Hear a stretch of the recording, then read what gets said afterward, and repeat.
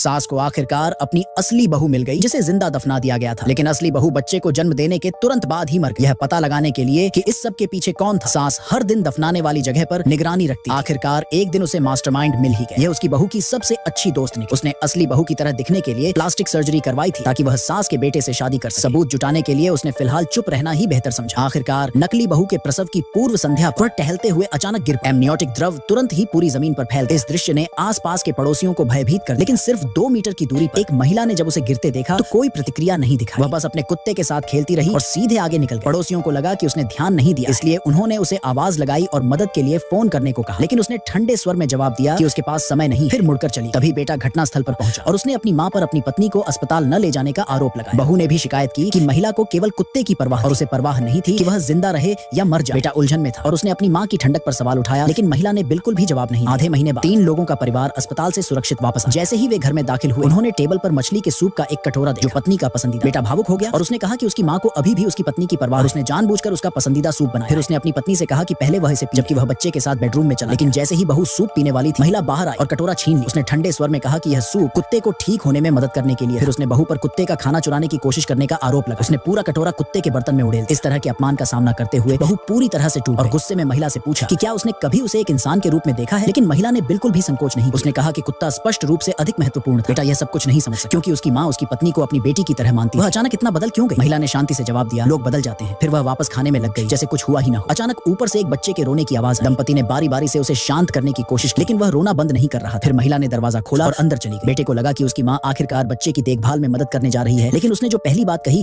वह यह थी कि उन्हें घर से बाहर निकलना हो, क्योंकि बच्चे के रोने से उसकी नींद में खलल पड़ रहा था। बेटा घबरा गया। वह महीने में सिर्फ 10,000 से थोड़ा ज्यादा कमाता था और फिर भी उसे नैनी को पैसे देने। उनके पास कोई रास्ता नहीं था जिससे वे नया घर खरीद सके। उसने अपनी मां से विनती की कि उन्हें घर से बाहर ना निकाले, लेकिन उसे आश्चर्य हुआ कि उसने उसे अपनी पत्नी को तलाक देने के लिए कहा।